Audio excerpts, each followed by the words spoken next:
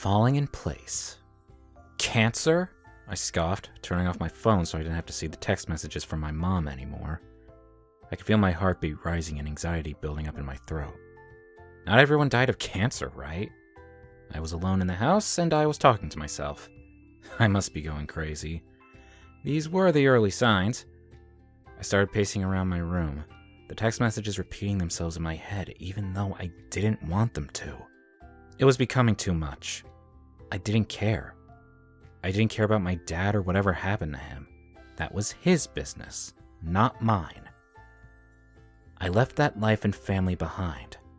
I was done, and it was going to stay that way. So what if he was going to die of cancer? He killed me a long time ago. My hands shook as I tried to fill the glass of water from the sink. The voices in my head were getting louder. He abused me. He made my life a living hell. And now I was just supposed to forgive him because he was dying? Flashbacks of memories I've spent years trying to subdue started coming to the surface, and my throat started closing up. The oxygen in the room thinning out as my heart pounded like I was the one about to die. And then, the bell rang. I blinked, wondering if I was hearing things.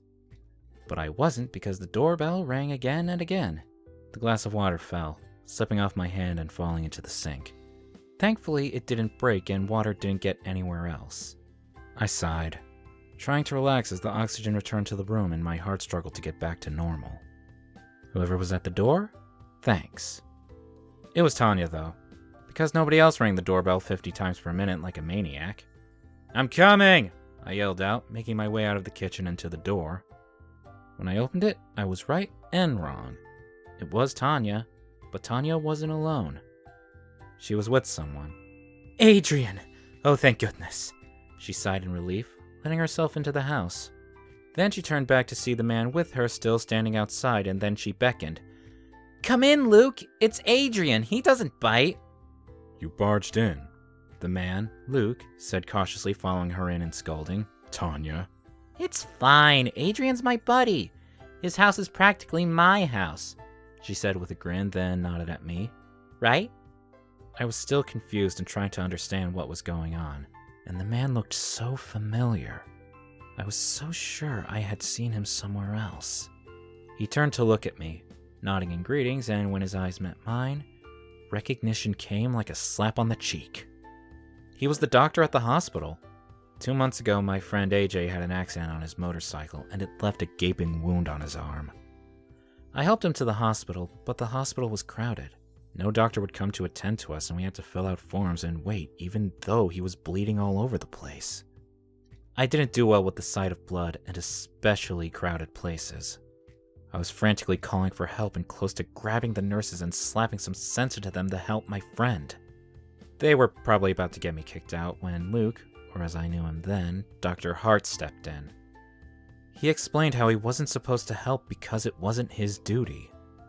But until the doctors finally arrived, he took care of my friend and his wound. I was so relieved and thankful I almost hugged him. When AJ was wheeled away to surgery, Dr. Hart sat with me and I smiled gratefully at him. I asked what a handsome man like him was doing in such a dark place when he belonged on billboards modeling for Calvin Klein. He laughed and said he loved his job and wouldn't exchange it for anything else. We kept having small talk that was distracting and getting to smile and blush like I'd never before. Things were going smoothly until he asked about my shaking hand. After the freak accident my friend and I experienced, I had been experiencing tremors after a near panic attack and anxiety burst. But that wasn't any of his business. I freaked out because he was a doctor and he was encroaching into my personal space. Taking his question as a threat to my personal space, I couldn't help but snap. I told him it wasn't any of his business. "Sorry, I didn't mean to get into your business. It's just your hand," he started explaining, but I cut him off. "Don't you have work to do, Dr. Hart? They have to be paying you for something, right?" Once I was set off, I just couldn't shut up. He gave me a look, raised his hands in surrender, and left. I felt bad. I didn't have to be so rude to him, but I was. I wanted to apologize, but I figured I'd never see him again, so there was no need. Yet here he was, standing in my apartment. "Oh, Adrian, this is my brother, Luke Hart," Tanya introduced. "Luke, This is my buddy I told you about, Adrian. Then Tanya turned to me, wearing a pout on her lips.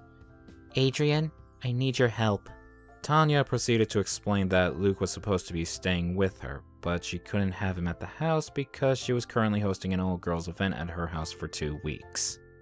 She insisted there was no way Luke was going to fit into the environment. I knew about the event. She has been planning it for 2 months now. There was no way she could cancel or move the event someplace else, and she was right. The girls would not like Luke there. Hotel prices are insane. He just needs a place to rest his head. I promise he'd be invisible, Tanya explained, giving me puppy looks. I turned to Luke. There was no way he'd be invisible. He was 6 feet. I'd keep my distance and not invade your privacy. I'd be out of your hair as soon as possible. I'm also looking for an apartment. It shouldn't be that hard, Luke explained. Tanya scoffed and I almost laughed. Here? She asked, referring to the city. Oh, it's hard. Very hard. I couldn't turn down Tanya's brother. Tanya was a close friend, and this could be my chance to make up for being rude to him after he helped me out in the hospital. Fine, no problem, he can stay. Tanya attacked me with a hug, thanked me, and ran off, leaving just me and her brother around. I started showing him around the house, trying my best to avoid any topic that would lead to us recounting the hospital moment. That's the kitchen, I pointed. That's my room over there. There's the guest room facing mine. That's where you'd be staying. I looked at him and he was listening attentively, his eyes still going around like he was still getting used to the house. Then his eyes settled on the coffee table and I saw his brows narrowed. I followed his eyes and on the table were my anxiety pills. I moved quickly and grabbed the bottles, hiding them away from view. Luke looked away quickly, ears red with embarrassment as he muttered an apology. I glared. Maybe this situation wasn't going to be as simple as I expected. Luke took his duffel bag and walked to his room after we stayed silent for a few seconds. I wasn't saying anything else. I didn't want to snap. I watched him leave and then I sighed and went to hide my pills in my bedroom. Then I did a little sweep around to find out if I had any other personal stuff lying around. There was nothing wrong with taking anxiety pills. I wasn't ashamed. I just didn't want a stranger asking me weird questions. Even Tanya didn't know I'd take them, and we had been friends for years. I was good. I didn't need to rely on the pills, but lately, the memories have been coming back. Today wasn't the first time I had received a text from my mother about my dad's illness. And unfortunately, I felt like it wouldn't be the last. Luke thankfully didn't come out of his room until evening when I was trying to prepare dinner. He walked into the kitchen and I froze. We looked at each other for some seconds and I looked away first, looking around the kitchen for anything personal he could try snooping on. Wow, he was tall. And I underestimated how good sweatpants and shirts could look on a guy. He managed to look more handsome in my kitchen than he did in the hospital, and that was saying a lot. His dark hair looked damp and shiny on his head. He had a little stubble that made him appear older, and his jawline and muscles were something to envy.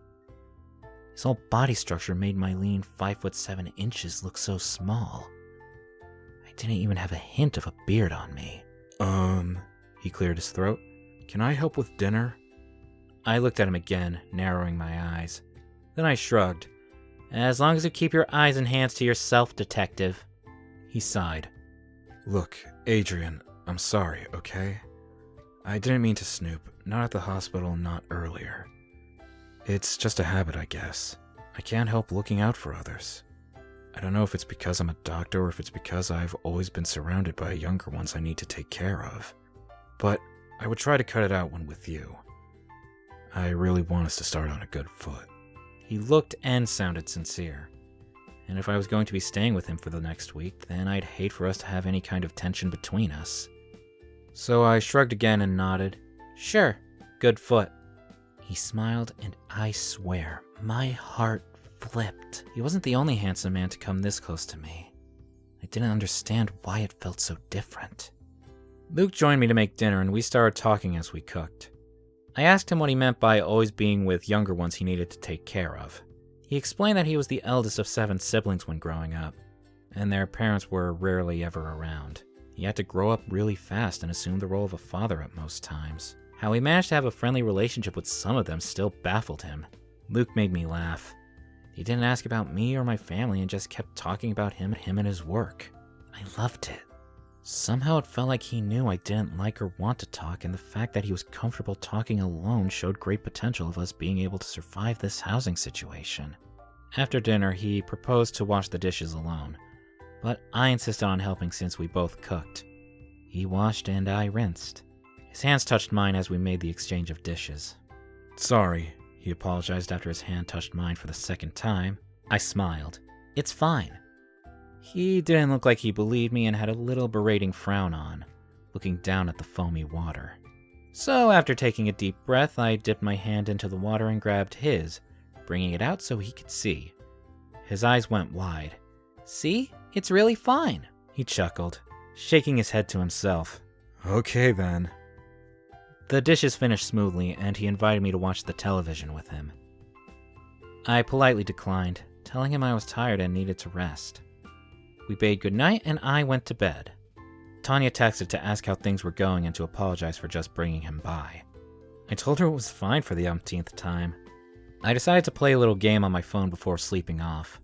But 30 minutes into the game, my mother called. Not just a text, a call. I dropped the phone like it burned me and watched it ring from the floor like it was a bomb. The call ended and I waited for another call, but none came in. I didn't bother picking my phone up, and I just pulled the duvet over me and forced myself to sleep. The nightmares this time were terrible, probably triggered by the call. I could hear my dad screaming my name like he was on the bed with me. I felt like I was 12 years old again and hiding in the wardrobe. In the nightmare, the wardrobe door opened. I was grabbed and dragged out by the collar of my shirt, and just before the fist descended on me, I woke up. I was drenched in sweat and silently sobbing. My head ached and my throat felt like the collar of my shirt was actually strangling me in real life. Fortunately, I was wearing a round neck. The time was 2 a.m. when I got out of bed and made it out to take my drugs. I almost screamed when on my way to the kitchen I saw the television on. Luke was awake, and although the television was on, there was no sound and he had books open in front of him. He turned to look at me at the sound of my gasp and we just silently stared at each other. He spoke first. "Just catching up on some reading." I nodded and wiped the sweat and tears off my face. I bet I looked like a scared, wet rat. "It's hot," I said like that would explain anything. Luke nodded and went back to his books. I wondered why he wasn't asking anything. Did he not care, or was it part of not encroaching? I took my pills in the kitchen and silently walked back to my room. I couldn't sleep though, even with the pills. The next morning, neither Luke nor I talked about the night before, and we just went about normally. He explained how he became temporarily homeless. The landlord sold the place and the new owner wanted everyone gone. The place was far from the hospital where he worked, so it wasn't such a bad idea to leave. Now he just needed to find someplace closer. Then he asked how long I'd been living alone. His first question to me. It wasn't encroaching as we were having light conversation, and he also wanted to know how I got my place since it was so hard getting a house in this city. I told him I left my parents' house at 16 and never went back. I've lived in so many places before I got my own place. It took years to save for it and find it. I've been living at my house for 3 years now. He nodded, looking at me with pride, and said he wished he was courageous like me. He said living alone could be lonely. He had only done it for a year and it wasn't so good. I didn't say anything to that. I didn't have anything to say. I had nothing to compare to lonely. It had always been lonely, whether living alone or not. Living together with Luke wasn't so bad. We actually were a good pair, and that was saying a lot because I hardly got along with people. We got into a little routine. Breakfast and dishes together, dinner and dishes together, then 2 a.m. night bumping. Every time we were together, we talked. I learned so much about Luke and his workplace. He always had a story to tell about a patient or a nurse, and sometimes he asked me about college and my studies. It was hard to believe that he was 7 years older than me. He didn't treat me like a junior at all, and sometimes his gaze would linger on my face for so long, I'd blush. What? I asked when his eyes were on me for more than 5 seconds. We had mashed potatoes in front of us. He shook his head. I just like your laugh. My cricket laugh? I asked, blushing and trying to stop smiling, but failing. Luke laughed. Yes, your cricket laugh sounds like music to my ears. My heart did the weird flip again, and I looked down at my plate. Shut up and eat your potatoes. He laughed again, causing me to laugh. I never heard anyone say they liked my laugh. I'd never laughed this much with anyone. That night, as I came to take my pills, I saw a bottle of water waiting for me on the counter. Luke didn't say anything, though, but I could see his ears red as he pretended to be so absorbed in reading. I could have ignored the water, but I drank my pills with it and told him goodnight before I went back to bed. 2 weeks later, I was going through my emails before going to bed, and then a text from Mom came in. The words were simple and should have been easy to grasp. But I had to read it twice before it sank in. The text read, "He's dead. Your dad is gone, Adrian." The phone fell out of my hand again, but this time it was because my hand was shaking so badly I couldn't hold on to anything. The room started closing in on me and oxygen started thinning out. My eyes shut tight and I could see him. Tall, lean, angry face and iron fist. His hand hurt as hell on my body, leaving marks, but somehow his hand on my mom's body hurt more. That or her screams as he tried to choke her out. I could feel my chest contracting, and I tried so hard to remember all the things that were supposed to help me with a panic attack, but none of them were coming forth. I was going to die. If I died, I'd meet him in hell and he'd continue torturing me because I didn't go to say goodbye when he was sick. I didn't say bye to my father. Tears were streaming down my face as I made it out of my room, close to passing out. I didn't want to die. Luke must have heard my footsteps because he said, "Changed your mind on joining me to watch this show? I tell you, reality shows are not bad." When he didn't get a response, he turned to look at me, and whatever he saw must have scared him because he jumped off the couch and ran to me faster than I'd seen anyone go. "Adrian?" His hand grabbed me and I fell into his embrace. I can't breathe, I forced out, pleading with my eyes for him to save me. The next few minutes happened in a blur. 1 minute I was losing oxygen in Luke's arms. The next minute I had a paper bag over my mouth, his hand on my chest, and I was coughing and breathing again. "You good?" Luke asked, concerned as he cupped my face and pushed my hair away. I shook my head negatively as a sob ripped through me. "No, I'm not." I broke into tears and Luke hugged me. We must have stayed in that position for more than 30 minutes. I cried so much I could barely see afterward. Luke helped me to my room and I silently held onto his hand, refusing to let him leave. I didn't want him to leave. For once, I didn't want to be alone. "I'm right here," he said, taking a seat on the bed. "I'm not going anywhere, Adrian." The next morning, I opened my eyes to see my fingers entwined with Luke's while he was sitting cross-legged on the ground, head on the bed as he slept. I sighed and took the time to admire his face, his looks, and everything about him. He looked so fine. It was surreal that someone like that was in my house and spent the night in my room. His lips looked so full and inviting that I wanted to touch them. For a minute there, I didn't remember my father or my panic attack or anything else. Just Luke. His eyes fluttered open, resting on mine, and I just froze looking at him. His lips twitched into a small grin. "Morning, handsome." I blushed. "Says the Calvin Klein runway model." Now he smiled. We made breakfast together as usual, but Luke was more quiet than usual. I guessed he was giving me time to get comfortable and explain. It was due. We were close now, like I'd known him all my life even though it's been a week. He saved my life. I owed him an explanation. "My dad died," I said as we sat to eat. He didn't say anything, and it felt like he was giving me a chance to choose to either speak up or let it all be a tragic confession. But I didn't want to make it sound tragic. My terrible dad had died, and he deserved it. He's been sick with cancer for a year, and I didn't go to see him. He was a terrible father to me and a horrible husband to my mom. I ran away from home and from him years ago because I couldn't handle it anymore. My mom wouldn't help me or herself. I was all alone. My mental health was in ruins, and I spent years trying to piece it back together. It's still pretty messed up, and I didn't trust myself to see him again, even while sick. I couldn't handle it. It was too much.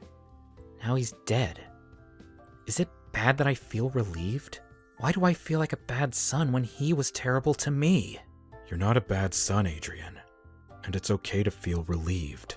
He deserved every bit of what he got, Luke said, and he reached for my hand, wrapping his around mine. We talked some more. This time I was doing more of the talking. I summoned the courage to tell him all about the years of abuse and how I tried and failed over and over again to save us. Luke told me about how his parents saddled him with the responsibility of raising his siblings when he too was a child. He had a lot of resentment for them growing up and a lot of baggage, but eventually it got better. Now he didn't hate them anymore, and it didn't hurt thinking about all the years of childhood he missed. He promised me mine would get better, and I would eventually get healed completely and be able to visit my father's grave one day and not break down. But that was only if I wanted to. At night, I invited Luke to stay with me again. I didn't want to have nightmares, and his presence was so comforting. He said he was going to stay whether I offered or not. I overheard him telling Tanya that he was staying over, and it was then I realized that this was our second week together. He was supposed to leave after 1 week. How did the time fly? I didn't want him gone. I arranged my room and laid on the bed first, pretending to be asleep when Luke came in. He silently got into the bed, and I could feel his eyes on me, but I didn't open my eyes. His hand reached out for mine, and he slowly entwined our fingers. My breath hitched. "Good night, Adrian," he whispered. I smiled, holding his hand tighter. "Good night, Luke." Somehow in the middle of the night, I must have turned because I woke up cuddled in Luke's arm. He smelled great, and I didn't want to ever leave his embrace. I've never felt so much comfort and so much love before. It was crazy.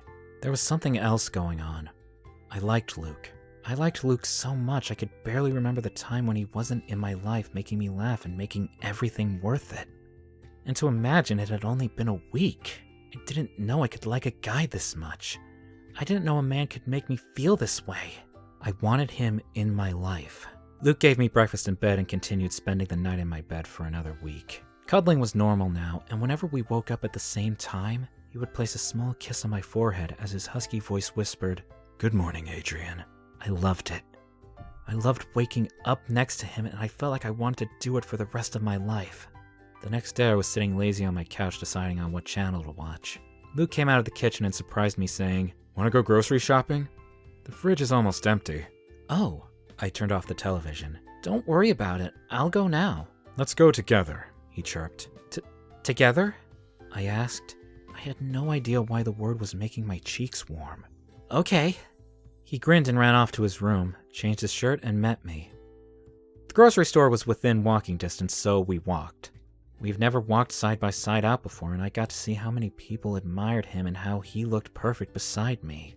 My cheeks seemed to be in a permanent state of red, and I wanted to hold his hand and scream to everyone that he was with me. At the store, Luke held the basket and walked with me, watching me put things in it, nodding his head when satisfied and raising a brow when questioning my choices. "Oh my gosh, pickles are a must," I said when he raised his eyebrow after I picked the pickle jar, giving me a disgusted look. "Why? You never use them." "I do!" I stuck my chin up to him. "How then did the last one finish?" "I bet it was there for a year," he accused, his lips carved up in a teasing smile. I gasped exaggeratedly and dramatically placed a hand on my chest. "A year? You wound me." "Name 2 things you use pickles for." My tongue poked into my cheek as I thought about it, struggling not to smile. Burger?" Luke laughed. "You don't even make burgers at home." "Pickle sandwich?" "Adrian?" I laughed.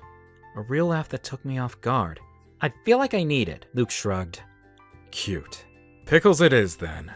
We heard giggling and turned to see 2 women standing behind us. One looked older than the other. They looked at us and the older one said, "You both look good together." Then they walked away. Together? The word gave me butterflies. Thanks. Luke said after them. Then he reached down and grabbed my hand in his. Come on. Let's leave the pickle section before you grab more. I silently followed him, a smile on my face as we walked. My eyes glued to our hand, together. I never went grocery shopping alone again. I didn't know I could love doing yet another thing with Luke, and he always held my hand in his, to and fro. It was the best feeling ever. And Luke made me pickle sandwiches for a whole week. I had to beg him to stop. A month later, You found me a place? Luke asked into the phone as we ate breakfast, turned to look at me with wide eyes. His eyes didn't leave mine as he continued to talk with Tanya. Where? Is it affordable? His eyes closed briefly like he was trying not to swear. I told you I was on it, and Adrian isn't uncomfortable with me here. Are you uncomfortable, Adrian? No, Tanya, I'm not. I yelled into the phone, hoping she could somehow hear me and stop trying to take Luke away. Luke placed the phone on the loudspeaker, and now I could hear Tanya's voice too. You're so kind, Adrian. I can't even thank you enough, but Luke's been there for a month now. I found a nice place.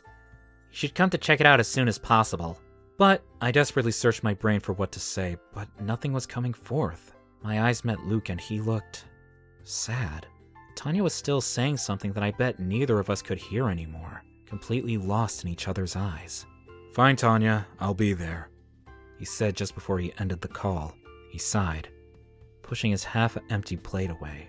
I guess I have to go check out a house before Tanya cuts my head off. I just stayed silent watching him as he got up. Can you take care of the dishes this morning? I do dinner alone.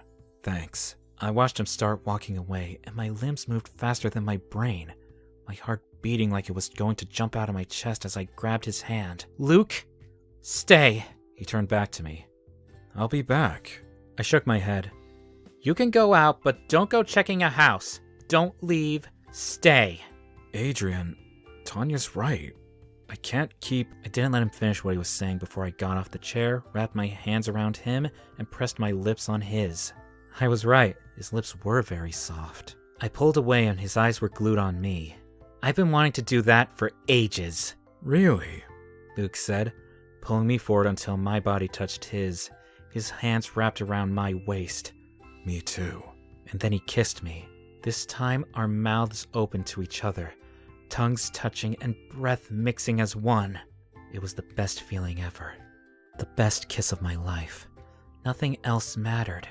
This is not just happening because I was about to leave, right? Luke asked breathlessly as we pulled away for air. I smiled. No, I was going to do that sooner or later. I just need the courage, and Tanya did it. We laughed. Move in? I asked, and I couldn't even believe what I was saying. I'm going nowhere, Luke said, smiling as he kissed me again. The future looked 10,000 times brighter. Luke and I talked more about my family, and he gave me the courage I needed to plan a visit home and see my mom. Maybe I could finally forgive her for letting us go through everything we did and for staying with my dad instead of running with me. I bet she had her reasons, and now I wasn't feeling so scared to find out. Finally, I was complete. The end. What do you do when you love someone so much but you fear telling them how you feel may send them running? Thanks for watching.